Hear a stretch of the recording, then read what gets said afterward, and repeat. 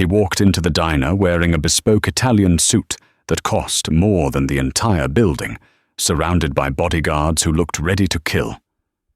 I was just a nobody, a waitress scraping gum off tables and praying for tips to cover my mum's medical bills.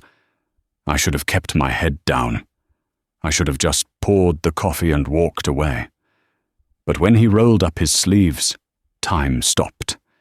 There, on his inner wrist, was the jagged, red mark I hadn't seen since I was 5 years old. I couldn't stop the words from tumbling out. "Hi, sir. My father had the same birthmark." I didn't know that single sentence would tear down an empire, expose a 20-year-old lie, and put a target on my back. This is how the truth unfolded. The rain in Seattle didn't wash things clean. It just made the grime on the sidewalk slicker and the neon sign of Jerry's 24-hour diner buzz with a menacing hum. Inside, the air smelled of stale frying oil and damp wool. Maya Linley wiped the counter for the 100th time that night, her movements mechanical. At 24, she had the tired eyes of someone twice her age. Her phone buzzed in her apron pocket. Another final notice text from the electric company. She ignored it. There was no point in looking at math that didn't add up. "Table 4 needs a refill, and stop daydreaming, Linley," Jerry barked from the grill. He was a good man, but the stress of a failing business made him snap like a dry twig. "On it, Jerry," Maya said, grabbing the pot. The bell above the door jingled, but it wasn't the usual late-night drunks or truck drivers. The atmosphere in the diner shifted instantly, a sudden drop in pressure that made the hair on Maya's arm stand up. 2 men entered first. They were massive, wearing earpieces and suits that strained against their shoulders. They scanned the room with predatory efficiency. Then he walked in. Silas Breckenridge. Maya recognized him immediately. You couldn't live in Washington state without knowing the face of Breckenridge Holdings. He was everywhere, on the cover of Forbes, on the news regarding the new port development, and in the nightmares of the tenants he evicted. He was 60, but looked 45, with silver fox hair and eyes that looked like shattered glass. He was known as the Iron Wolf of Wall Street, a man who had allegedly sold his soul for a real estate empire. He didn't look like he belonged in a place where the grilled cheese cost $4.99.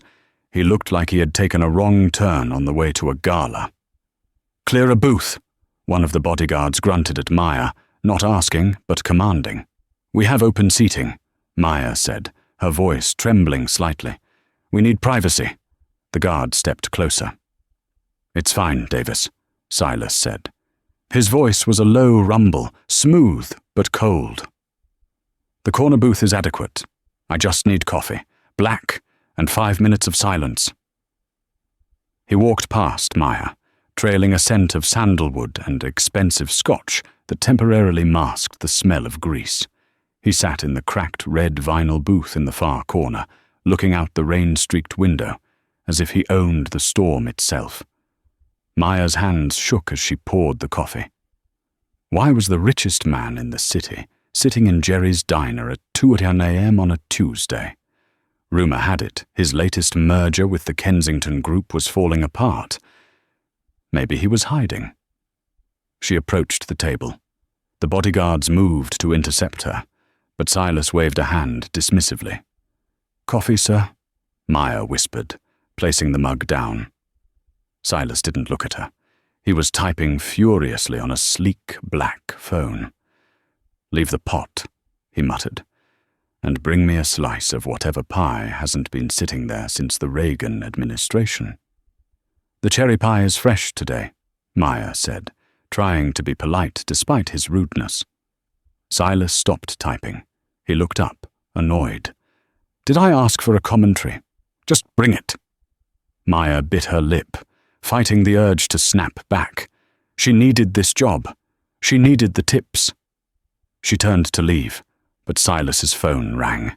He groaned, rubbing his temples with frustrated aggression. "I told you not to call me unless the deal is dead," he hissed into the phone. As he spoke, he agitatedly rolled up the cuff of his dress shirt, scratching at his forearm as if the fabric was burning him. That was when Maya saw it. She froze. The pot of coffee in her hand wavered. On the inside of his left forearm, just below the elbow, was a birthmark. It wasn't a normal mole or freckle. It was a port wine stain, deep red and distinctly shaped. It looked exactly like a jagged lightning bolt striking a crescent moon. The world tilted on its axis. The sounds of the diner, the sizzling grill, the rain, the hum of the fridge, dropped away. All she could hear was the rushing of blood in her ears. She had seen that mark before. Every night, in the only photograph she had of her father. Her father, who had died in a car accident when she was 3. Her mother, who was now battling early-onset dementia in a state facility, had always traced that mark in the photo with a weeping finger. "Your daddy had the mark of the storm," she would say. "He was special." Maya stared. It was impossible. Her father was David Linley, a struggling carpenter from Oregon. This was Silas Breckenridge, a billionaire tycoon. But the mark, it was identical, down to the way the lightning forked near the wrist. "Are you going to stand there and stare at me all night, or are you going to get my pie?" Silas snapped, hanging up the phone. Maya blinked, snapping back to reality. She realized she was hovering over him, her eyes glued to his arm. Maya started, her throat dry. "I'm sorry." She should have walked away.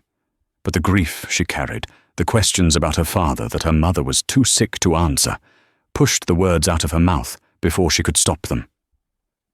"Hi, sir," she whispered, her voice barely audible. "My father. He had the same birthmark."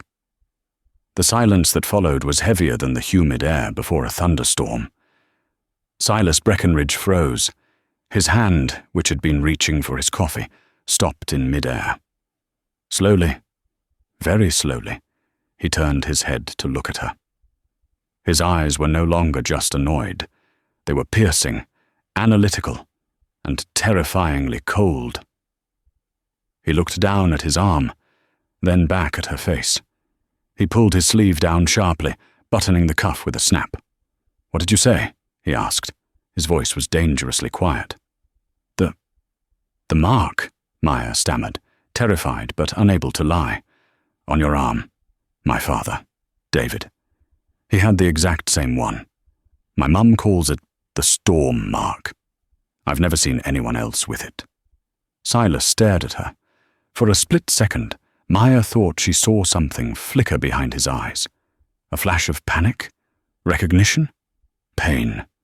But it was gone as quickly as it appeared, replaced by a wall of granite. "Davis!" Silas barked. The bodyguard was at the table in a single stride, his hand hovering near his jacket pocket. "Sir?" "This woman is harassing me," Silas said, his voice dripping with disdain. He stood up, towering over Maya. "I come here for 5 minutes of peace, and I get accosted by a grifter spinning fairy tales." Maya recoiled as if slapped. "I'm not a grifter. I just noticed it. It's rare." "It's a skin pigmentation, you foolish girl," Silas sneered. "And David sounds like a very common name for a nobody. Do you know how many people claim to be related to me? Do you know how many women come up to me claiming I'm their father, their uncle, their long-lost brother?" He leaned in close, his expensive cologne suffocating her. "Let me guess. Your father is dead? Or maybe he disappeared. And you, the poor struggling waitress, are hoping the billionaire will take pity on you and write a check?" Tears of humiliation pricked Maya's eyes. "My father is dead. He died 20 years ago. I don't want your money. I just saw the mark." "Get her out of my face," Silas commanded, turning his back on her. "And get the manager." Davis grabbed Maya by the upper arm. His grip was like a vice. He dragged her back toward the kitchen counter. "Hey, let go of her!" Jerry came rushing out from behind the grill, spatula in hand. "What is going on here?" "Your employee is bothering Mr. Breckenridge," Davis stated flatly. "She's making fraudulent claims about his family." Jerry looked from the terrifying bodyguard to a pale, shaking Maya. "Maya, what did you do?" "I didn't mean to, Jerry," Maya cried. "I just told him he had a birthmark like my dad's. That's all." Silas had already thrown $100 bill onto the table, far more than the coffee cost, but less than an apology was worth. He was buttoning his coat, his face set in a mask of fury. "I'm leaving," Silas announced to the room, "and if this establishment knows what is good for it, you will ensure this girl never serves a high-profile client again. In fact, if I see her here next time, I'll buy this block and turn it into a parking lot." He stormed toward the door. The bodyguards fell in formation around him. As he pushed the door open, the wind howling outside, he paused. He didn't turn around, but he hesitated for a fraction of a second. Maya stood by the counter, rubbing her bruised arm. She watched him leave, her heart pounding with a mixture of fear and confusion. Why had he reacted so aggressively? If it was just a coincidence, he would have laughed it off or ignored her. His anger felt defensive. Outside, the convoy of black SUVs idled at the curb. Silas slid into the back seat of the lead car. The plush leather interior was a sanctuary from the grime of the diner, but his heart was hammering against his ribs like a trapped bird. "Go," he ordered the driver. "The Pierre Hotel." As the car pulled away, merging into the wet Seattle traffic, Silas Breckenridge did something he hadn't done in years. His hands were trembling.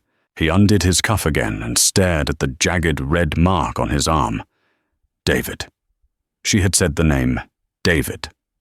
He pulled his phone out. His fingers hovered over a number he hadn't dialed in 2 decades. He didn't call it. Instead, he dialed a different number. A number that belonged to a man who solved problems that didn't want to be solved. "It's Breckenridge," Silas said into the phone, his voice steady once more. "I need you to look into someone. A waitress at Jerry's Diner on 4th and Pike. Her name tag said Maya." There was a pause on the other end. "What are we looking for, Mr. Breckenridge? Criminal record? Theft?" Silas looked out the window at the blurring city lights. "No. I want to know who her father was. I want a death certificate, and I want to know if he was adopted. Consider it done. And if she's a problem?" "If she's who I think she is," Silas whispered, "she's not a problem. She's a catastrophe." Back in the diner, Jerry was pacing. "Maya, I can't have this. That was Silas Breckenridge. He could crush us." "I know, Jerry, I'm sorry." Maya wiped her eyes. "I don't know what came over me." "I have to write you up," Jerry said, though he looked pained to do it. "Go home.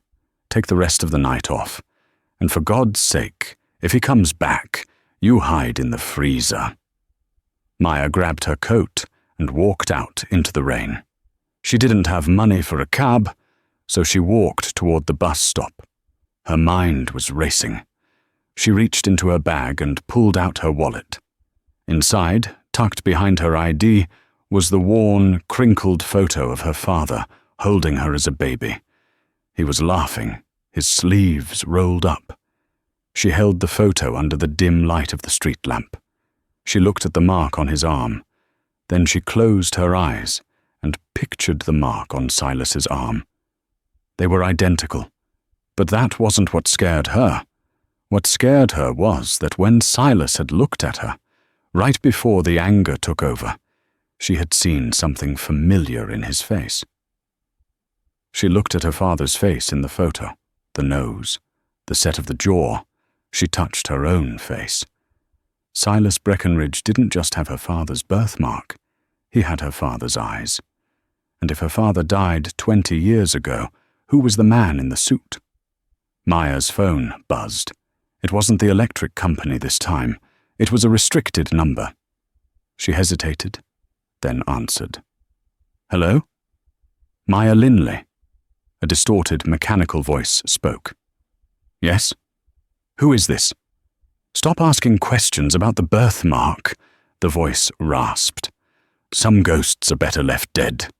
If you value your mother's life, you'll forget you ever saw Silas Breckenridge. The line went dead. Maya stood alone in the rain, the phone slipping from her numb fingers. She wasn't just a waitress anymore. She was a loose end. The fluorescent lights of the Greenbrier Care Facility always hummed with a low, headache-inducing buzz. It was the kind of place where people were stored, not cared for. The linoleum was scuffed, and the air smelled of antiseptic and boiled cabbage. Maya rushed past the front desk, ignoring the sleepy security guard. Her heart was still hammering from the threatening phone call. If you value your mother's life, she burst into room 304. Clara Linley was sitting in her wheelchair by the window, staring blankly at the brick wall of the adjacent building. She was 55, but looked 70. Early-onset Alzheimer's had stolen the vibrant, laughing woman Maya remembered and replaced her with a ghost. "Mum," Maya whispered, kneeling beside her. She checked Clara's arms, her face, looking for any sign of rough handling. There was nothing, just the frailty of illness. Clara turned her head slowly. Her eyes were milky and unfocused. "David, is the shift over?" Maya's heart broke, as it did every time. "No, Mom, it's Maya. David isn't here." "He's late," Clara fretted, picking at the hem of her blanket. "He promised to bring the strawberries, the ones from the garden." Maya took her mother's cold hands. "Mum, listen to me. I need you to try and remember. Did Dad have a brother?" Clara blinked. The question seemed to ripple through the fog of her mind, disturbing something deep and sedimented. "Brother?" "Yes. A man who looks like him. A man named Silas." At the mention of the name, Clara's body went rigid. She snatched her hands away from Maya as if burned. Her breathing hitched, turning into a high-pitched wheeze. "No," Clara whimpered, pressing her hands over her ears. "Not him. Keep him away. The Shadow Man." "Mum, who is the Shadow Man? Is it Silas?" Clara began to rock back and forth, her voice rising in hysteria. "He took the name. He took the light. David said we had to run. We had to hide the baby." She suddenly grabbed Maya's face, her grip surprisingly strong, her nails digging into Maya's skin. "They will see the mark," Clara hissed, her eyes wide with a moment of terrifying clarity. "You have to cover it, David. If he sees the mark, he'll kill us all." "Mum, I don't have the mark." "Dad had the mark," Maya cried, trying to soothe her. "The blood!" Clara screamed, pointing at the door. "He has the blood on his hands. The bad twin. The thief." Nurses came running in. "Miss Linley, you have to step back. You're upsetting her." Two orderlies pulled Maya away as a nurse injected a sedative into Clara's arm. Maya watched helplessly as her mother slumped back into the wheelchair, the terror fading into a drugged stupor. The bad twin. Maya stumbled out into the hallway, her legs shaking. It wasn't just a resemblance, it was a twin. Her father, the poor carpenter, had a twin brother who was a billionaire. Why hide it? Why run? Maya drove her rusted Honda Civic home, her mind racing.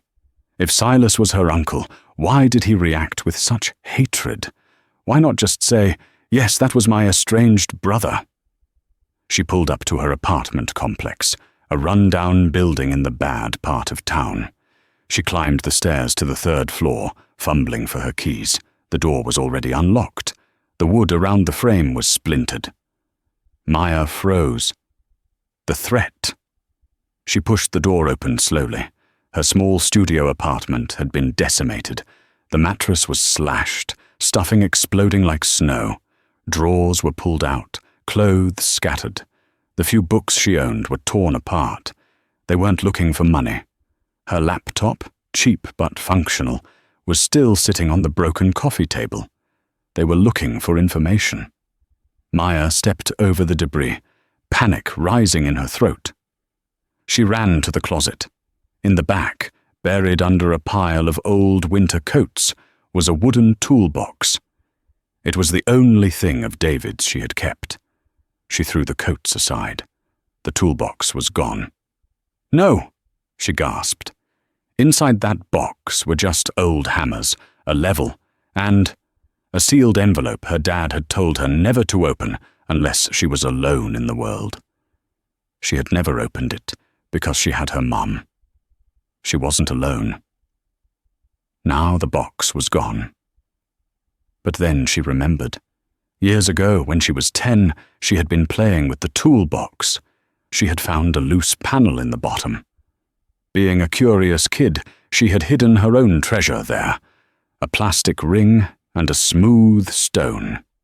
If the intruders just took the box, they might not know about the false bottom. But they had the box. Wait. Maya scrambled toward the kitchen. Under the sink, wrapped in a plastic bag and shoved behind the pipes, was her father's old leather work jacket. She kept it there because the closet was damp, and she didn't want the leather to mold. She pulled the jacket out. It smelled of sawdust and old tobacco. She frantically patted the lining. She felt a crinkle. She ripped the lining open. There, stitched clumsily into the fabric, was a small, yellowed envelope. It wasn't the big one from the toolbox, it was smaller. She tore it open. Inside was a single key and a note written on the back of a coaster.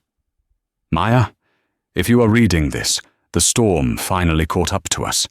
Trust no one, not the police, not the banks. Find Jack Rourke. Tell him the wolf ate the sheep. Give him the key." Jack Rourke. The name sounded familiar. Maya closed her eyes, thinking. Jack Rourke, Jerry's diner, a regular from the morning shift. He came in on Tuesdays and Thursdays. He drank 4 cups of coffee, tipped well, and read the newspaper with a cynical scowl. He always wore a tattered trench coat and looked like he had slept in his car. Maya checked her watch. It was 4 a.m., Tuesday morning. If she was lucky, Jack Rourke would be at the diner in 3 hours. But she couldn't stay here. The people who tossed her apartment might come back. She grabbed the jacket, her purse, and a kitchen knife, and ran out the door. Silas Breckenridge stood in his penthouse office, overlooking the sleeping city of Seattle. The glass was bulletproof, but he felt exposed. Behind him, Corbin, the man with the mechanical voice, stood in the shadows. Corbin wasn't a bodyguard. He was a cleaner.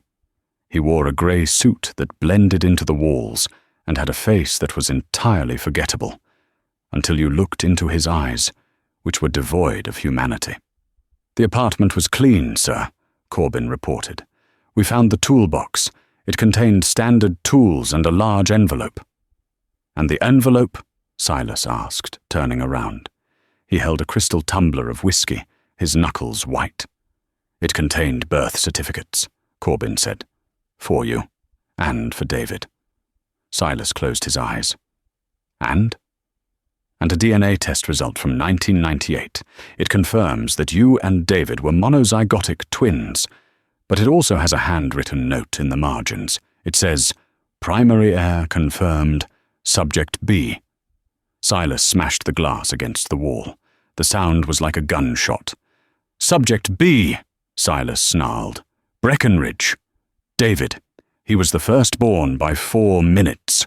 4 damn minutes." "There is more," Corbin said, unfazed by the outburst. "The grandfather clause in the Breckenridge Trust states that the entire estate, the land, the patents, the liquid assets, passes to the eldest male heir. If he is deceased, it passes to his legitimate offspring. Silas walked to his desk and leaned on it, breathing heavily. For 20 years, everyone thought David died without issue. I buried the truth. I paid off the doctors. I falsified the reports. The girl changes everything, Corbin said softly. If she has proof of her parentage, and if a court orders a DNA test against you, you lose everything, Silas. You'll be charged with fraud, embezzlement, and potentially other things. She can't find out, Silas whispered. She thinks it's just a birthmark, a curiosity.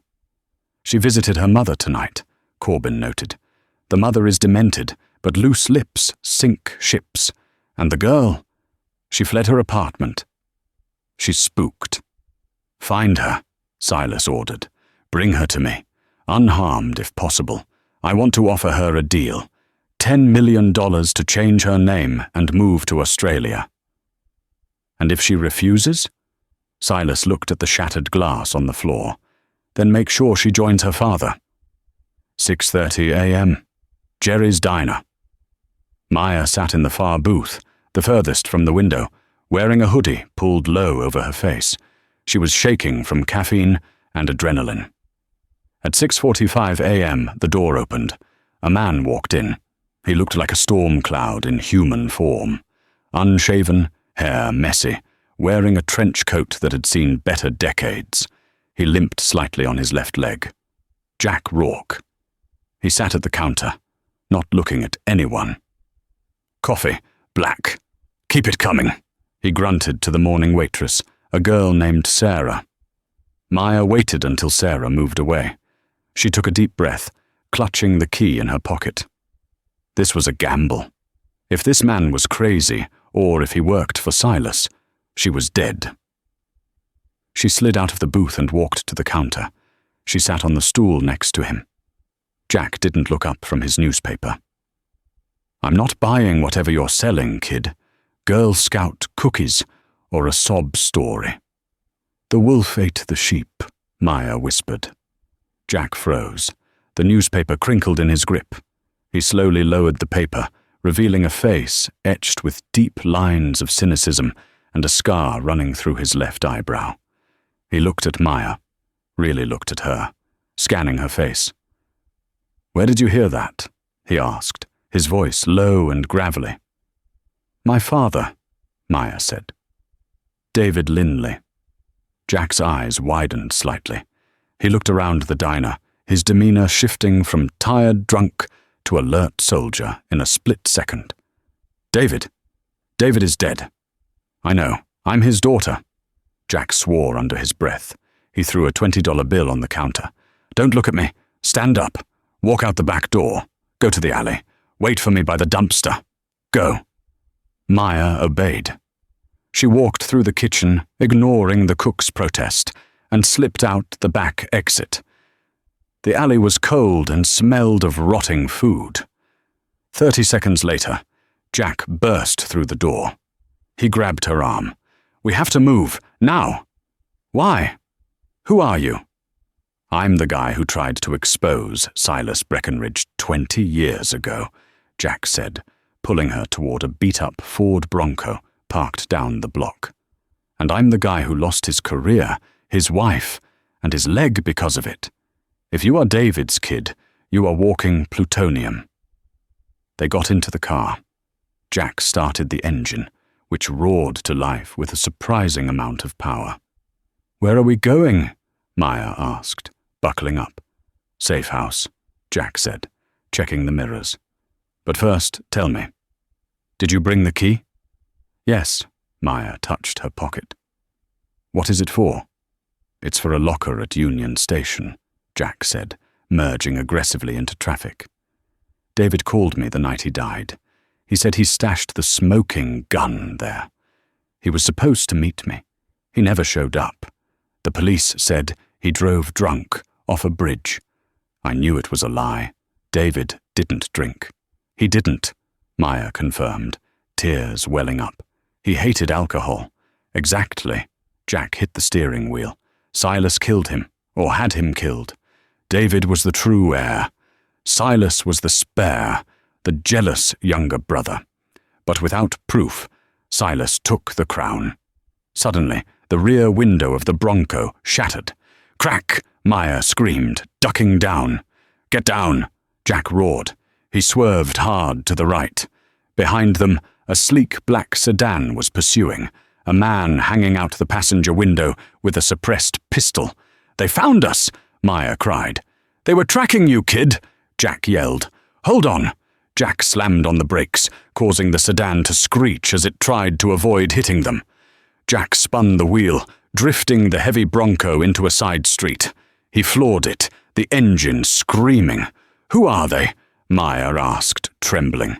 "Breckenridge's cleaners," Jack said, his face grim. "That means he knows who you are, and he's not trying to buy you off. He's tying up loose ends." Jack navigated the labyrinth of Seattle's industrial district, taking sharp turns, running red lights. He pulled into an abandoned car wash, killing the lights. They waited in the dark, breathing hard. The black sedan sped past on the main road, sirens wailing in the distance. "We lost them," Jack exhaled. He looked at Maya. "Listen to me closely. You aren't just a waitress anymore. You are the rightful owner of Breckenridge Holdings. That birthmark? It's genetic. It skips a generation, usually, or hits the firstborn. It's the Breckenridge brand." "I don't care about the money," Maya said, her voice shaking. "I just want my mum to be safe." "Your mum is safe as long as you are missing," Jack said. "If they hurt her, they lose their leverage over you. But we need that locker. Whatever is inside is the only thing that can stop Silas." "But they know I have the key," Maya realized. "They'll be watching the station." Jack smirked, a dangerous glint returning to his eyes. "Let them watch. I know a way in. But we need a distraction." He looked at Maya. "Can you act?" "I'm a waitress," Maya said, wiping a smudge of dirt from her cheek. "I act like I'm happy every single day." "Good," Jack said. "Because we're going to walk right into the lion's den, but not Union Station. We're going to Breckenridge Tower." "What? Why?" "Because..." Jack pulled a pistol from under his seat and checked the magazine. "The best place to hide is right under the monster's nose. And I want to look Silas in the eye when I tell him his ghost is back." Breckenridge Tower was a monolith of steel and glass that pierced the grey Seattle sky. It was a fortress of wealth. Getting in was impossible, unless you were Jack Rourke, and you knew that the janitorial staff used a side entrance that had a faulty card reader since 1999. "Put this on." Jack tossed Maya a grey jumpsuit he had pulled from the trunk. "And pull your hair up." Maya changed quickly. She looked like just another invisible worker. Jack wore a similar suit, pulling a cap low over his eyes. They infiltrated the building during the shift change. The adrenaline made Maya's senses sharp. The smell of floor wax, the hum of the elevators, the click of heels on marble. Everything was amplified. "We need to get to the server room on the 40th floor," Jack whispered as they pushed a cleaning cart into the service elevator. "I thought we needed the locker at the station." "We do," Jack said.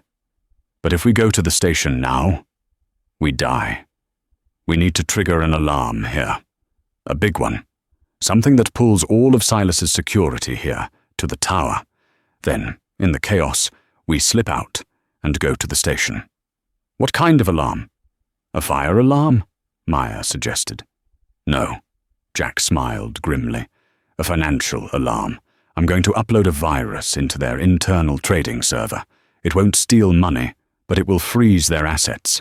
Every guard, every lawyer, every fixer will be recalled to headquarters to secure the perimeter."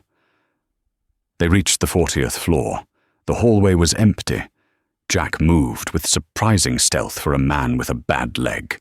He picked the lock of the server room in seconds. Inside, rows of blue lights blinked in the dark. The room was freezing. Jack sat at a terminal and began typing furiously. "I wrote this code 10 years ago, dreaming of this day," he muttered. Maya stood guard at the door. Her heart was in her throat. She looked at a reflection in the glass of the server rack. A girl in a janitor suit, the heiress to billions. Suddenly, the elevator dinged down the hall. "Jack," Maya hissed. "Someone is coming." "Almost done." Jack typed harder. Footsteps. Heavy, confident footsteps. "Well, well," a voice echoed in the corridor. "I smell a rat." Maya froze. It was Silas. She peeked through the crack in the door. Silas was walking down the hall, flanked by 2 guards. He wasn't heading to the server room. He was heading to his private elevator, which was at the end of the hall. But he had stopped, sniffing the air. "This door is unlatched," Silas said, pointing to the server room. Jack stopped typing. He looked at Maya. "Run," he mouthed. "No," Maya whispered. Jack stood up. "I'll distract him. You hide behind the racks. When they take me, you run." "Jack, no!" But Jack had already kicked the door open. "Hello, Silas," Jack shouted, stepping into the hallway with his hands up. Silas recoiled, then his face twisted into a sneer of recognition. "Rourke, you cockroach. I thought you were dead in a gutter somewhere." "I was," Jack laughed, a broken, manic sound. "But I crawled out." "Security!" Silas barked. The 2 guards raised their weapons. "Wait!" Silas held up a hand. "He's alone. Let me enjoy this." He stepped closer to Jack. "What are you doing here, Rourke? Trying to steal copper wire?" "Just delivering a message from David," Jack spat. Silas's face lost all color. He pulled a gun from his own waistband, a silver, custom pistol, and pointed it at Jack's head. "David is dust, and you are trespassing." "Shoot me," Jack challenged. "But you can't stop the storm." Maya, hidden in the shadows of the server room, saw her chance. The guards were focused on Jack. Silas was focused on Jack. The service elevator was 10 feet away, but she couldn't leave him. She looked around. There was a fire extinguisher on the wall next to the rack. As Silas cocked the hammer of his gun, Maya grabbed the extinguisher. She didn't run to the elevator. She ran into the hall. "Hey!" she screamed. Silas turned. Maya pulled the pin and squeezed the handle.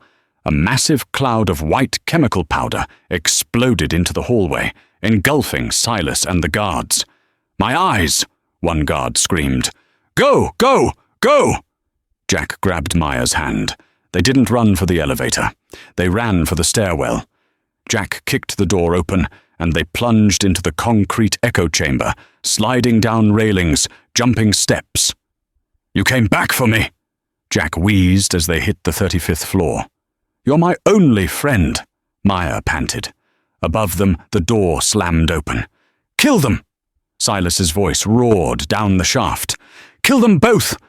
Bullets sparked against the metal railing near Maya's head. "Faster!" Jack urged.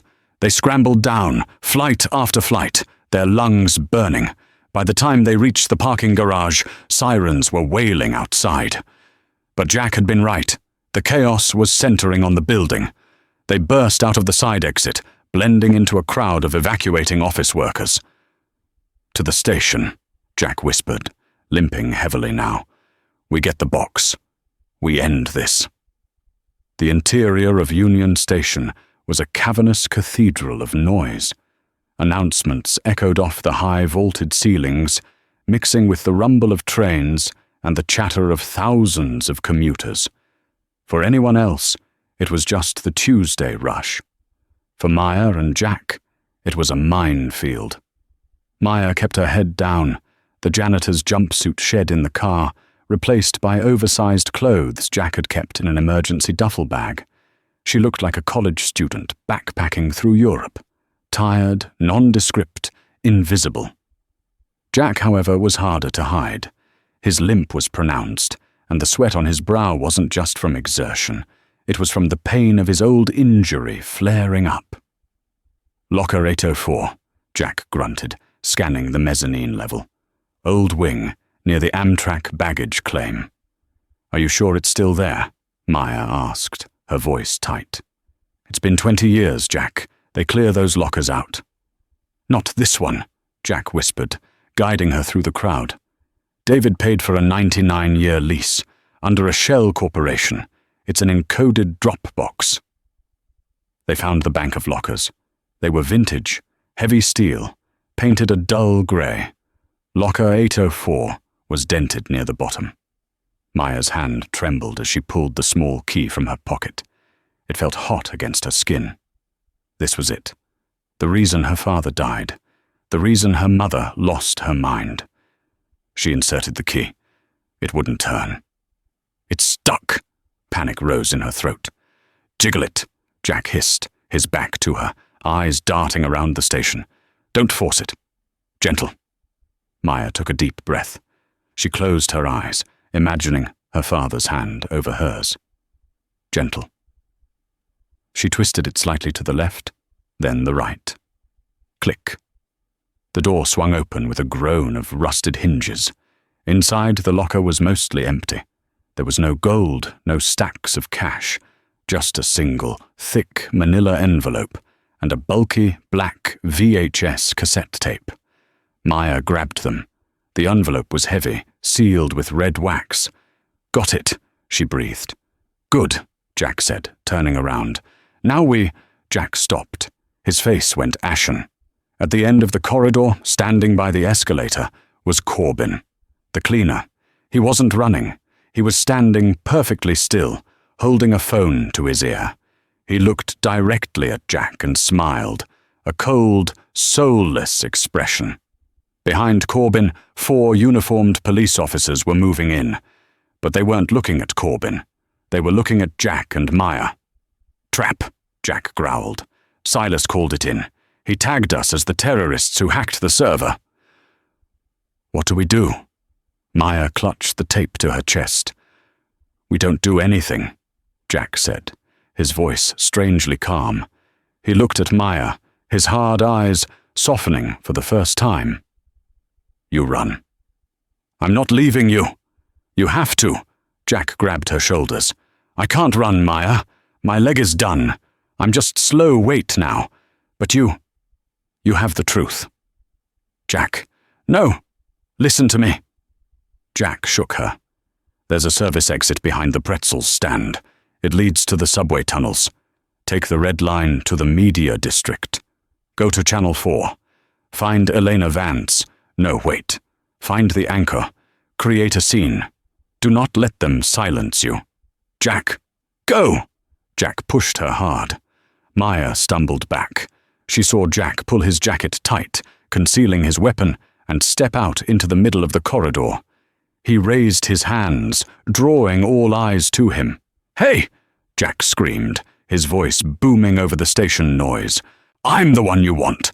Down with the oligarchy! The police swarmed him. Corbin began to move through the chaos, not toward Jack, but toward where Maya had been standing. Maya didn't watch Jack get tackled. She turned and ran. She ducked under the counter of the pretzel stand, ignoring the shout of the vendor, and kicked open the employees-only door.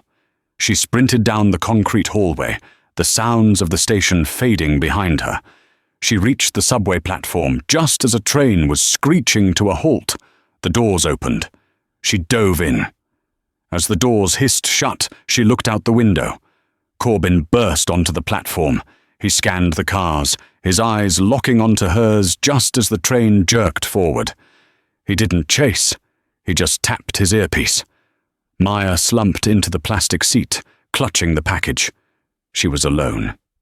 Jack was gone. Her mum was helpless. She looked at the VHS tape in her hands. She needed to know what was on it. She needed a VCR. But who had a VCR in 2024? The pawn shop. 3 stops later, Maya exited into the rain-slicked streets of downtown. She found a pawn shop with bars on the windows. I need to buy a VCR, she told the guy behind the counter, slapping a wad of cash Jack had given her on the glass. The man raised an eyebrow but grabbed a dusty unit from the shelf. "TV is over there. Help yourself." Maya hooked it up with trembling fingers. She shoved the tape in. Static filled the small screen, followed by a blue screen. And then, a face. It was her father, David. He looked so young. He was sitting in a leather chair, holding a newspaper with the date October 14th, 2004. "If you are watching this," David said, his voice tinny through the speakers, "then I am dead. And my brother Silas has likely told the world it was an accident." David leaned forward. "Silas isn't just my brother. He is a fraud. We were born twins, yes. But our father, Elias Breckenridge, knew something was wrong with Silas from a young age. A darkness, a lack of empathy. When father was dying, he changed his will. He left everything, the company, the estate, the trust, to me. He disinherited Silas completely." David held up a document, the same one in the envelope Maya now held. "Silas found out," David continued. "He threatened to kill Clara. He threatened to burn it all down. So I made a deal. I told him I would disappear. I would take a payout and leave, let him play CEO. But I kept the original will as insurance. I thought it would keep us safe." David's eyes filled with tears. "I was wrong. He's been poisoning me. I found the arsenic in my coffee yesterday. He doesn't just want the company. He wants to erase me. He wants to be the only Breckenridge." The video cut to static for a second, then came back. "Maya," David whispered, looking directly into the lens. "My sweet girl. If you see this, don't run anymore. The birthmark on your arm? It's not just a mark. It's the key. The Breckenridge vault in the Zurich bank. It's biometric, but not fingerprints. It's retinal and vein mapping." David rolled up his sleeve, showing the lightning bolt mark. "This isn't a birthmark, Maya. It's a rare vascular formation, a genetic anomaly. Only you and I have it. Silas doesn't. He has a tattoo he touches up every few years to look like me, to fool the old board members. But he can't open the vault. That's why he's bankrupting the company. He can't get to the real capital." Maya gasped. The pieces slammed into place. Silas wasn't just hiding a murder. He was broke. The merger falling apart, the final notice bills at the diner, it was all connected. Silas was a king with no treasury. He needed Maya not just dead, but erased, because her very existence proved he was a counterfeit. The pawn shop owner cleared his throat. "Hey lady, you gonna buy that or just cry at it?" Maya wiped her face. Her fear was gone. It had burned away, replaced by a cold, hard resolve. "I'm not buying it," Maya said, popping the tape out. "I'm taking it to a party." She checked the time on the wall clock. 7:15 p.m. The Breckenridge Gala, the press conference regarding the cyber attack, was scheduled for tonight at the Pierre Hotel. Silas would be there, spinning his lies to the world's press. Maya stood up. She wasn't a waitress anymore. She was a Breckenridge. The grand ballroom of the Pierre Hotel was a sea of diamonds, tuxedos, and nervous energy. The elite of Seattle had gathered, desperate for reassurance that their investments were safe. On the stage, Silas Breckenridge stood behind a podium, bathed in white light. He looked impeccable, not a hair out of place. He projected power, stability, and control. "The rumors of our insolvency are the fabrications of anarchists," Silas boomed, his voice smooth as silk. "The attack on our servers was a desperate act by a disgruntled former employee, Jack Rourke, who is currently in police custody." A murmur went through the crowd. "But let me assure you," Silas smiled, raising a glass of champagne, "Breckenridge Holdings is stronger than ever. The legacy is secure." At the back of the room, the heavy oak doors swung open. Security guards moved to intercept the intruder, but they paused. The woman walking in wasn't wearing a gown. She was wearing dirty jeans, an oversized jacket, and combat boots. Her face was smudged with grease, but she walked with a stride that cut through the room like a blade. "The legacy is a lie," Maya's voice rang out, clear and unwavering. The room went silent. Cameras swiveled. Silas froze mid-sip. He squinted against the spotlight. "Security, remove this vagrant." "I'm not a vagrant." Maya kept walking, heading straight for the stage. The crowd parted for her, confused by her sheer audacity. "I'm your niece, and I'm here to pick up my father's check." "Davis! Corbin!" Silas screamed, his composure cracking. "Get her out of here. Shoot her if you have to." Corbin emerged from the side curtain, a suppressed pistol in his hand. He raised it. "I wouldn't do that," a voice boomed over the speakers. The giant screen behind Silas, which had been displaying stock graphs, flickered. The image changed. It was David Linley, the video from the pawn shop. "Silas isn't just my brother. He is a fraud." David's voice echoed through the ballroom, amplified to a deafening volume. Maya held up her phone. She had plugged it into the AV jack at the sound booth on her way in. She had bribed the sound guy with the last of Jack's cash, and a look of desperation that no human could refuse. On screen, David was rolling up his sleeve. "Silas doesn't have the mark. He has a tattoo." Silas lunged for the laptop on the podium, trying to cut the feed, but the damage was done. The investors were gasping. Whispers turned to shouts. "Turn it off!" Silas shrieked, his face turning a mottled purple. He looked at Corbin. "Kill her! Kill them all!" Corbin aimed at Maya, but Maya didn't flinch. She ripped off her jacket. She was wearing a tank top underneath. She raised her left arm high. The lightning bolt birthmark stood out, stark and undeniable against her pale skin. "Show them your arm, Silas," Maya challenged, stepping onto the stage. She was 5 feet away from him now. "Show them the ink." Silas backed away, trembling. You little rat." "It's over," Maya said. "The police have the will. I sent a copy to the district attorney 10 minutes ago. Jack Rourke is giving a statement right now. And the Swiss bank? They know you're a fraud." Silas looked at the crowd. He saw the disgust in their eyes. He saw the end of his empire.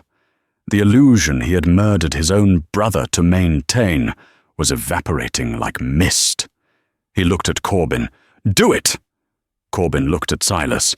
Then he looked at the crowd, at the dozens of phone cameras streaming live, at the approaching sirens wailing outside the hotel. Corbin holstered his gun.